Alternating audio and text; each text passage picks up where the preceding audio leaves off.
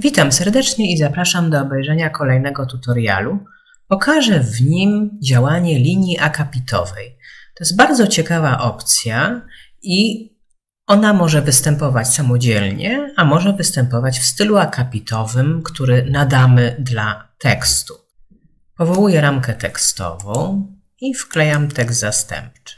Mój tekst zastępczy jest sformatowany krojem TISA Pro w odmianie regular w stopniu pisma 9:14. Ustawiłam te wszystkie parametry przy wszystkich zamkniętych dokumentach w Basic Paragraph. I w związku z tym każdy nowo powoływany tekst zastępczy ma te właśnie parametry. I teraz chciałabym, żeby moje akapity były ozdobione liniami akapitowymi. Linie akapitowe są bardzo wygodnym narzędziem, dlatego że dodając tekst, linia akapitowa nie pozostaje w miejscu. Ja mogę zastosować linię z panelu narzędziowego z klawiszem Shift. To będzie prosta linia, ale jeśli ja dodam tekst, skopiujemy sobie przykładowo ten tekst, to wtedy linia nie wędruje razem z tekstem, zostaje na miejscu, zostaje w tym miejscu, w którym ją narysowałam. Natomiast linia akapitowa wędruje razem z tekstem. Możemy ją powołać z menu Open Type i tutaj wyjąć Paragraph Rules. Lub możemy powołać nowy styl akapitowy i w nowym stylu akapitowym jest zakładka Paragraph Rules i tutaj również ustawić odpowiednie parametry. To już jest nasz wybór, jak chcemy pracować.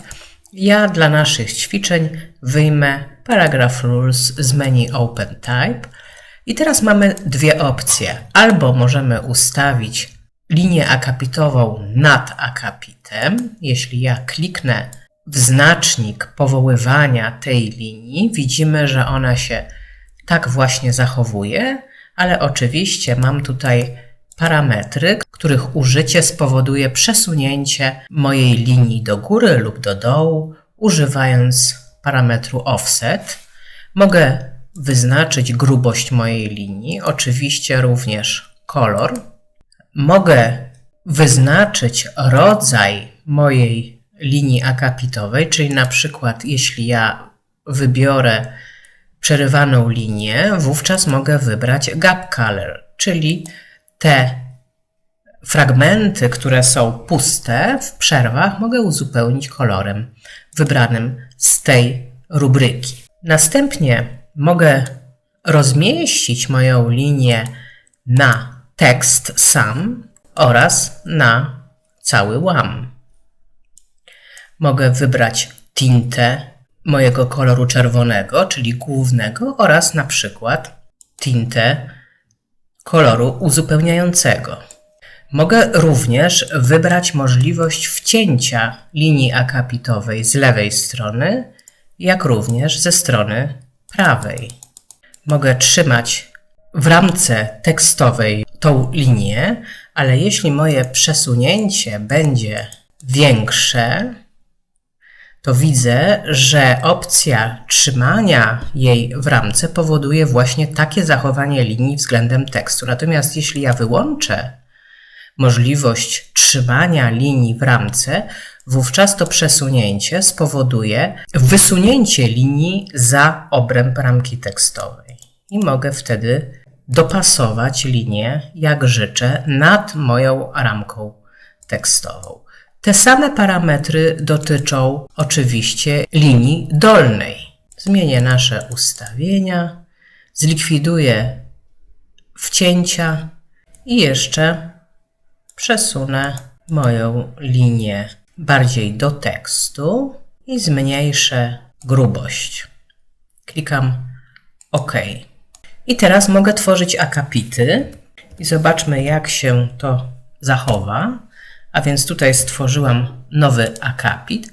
I teraz jeśli ja będę dodawać jakiś tekst, to moja linia, która została zastosowana do kolejnego akapitu, będzie się po prostu z tym akapitem przesuwała.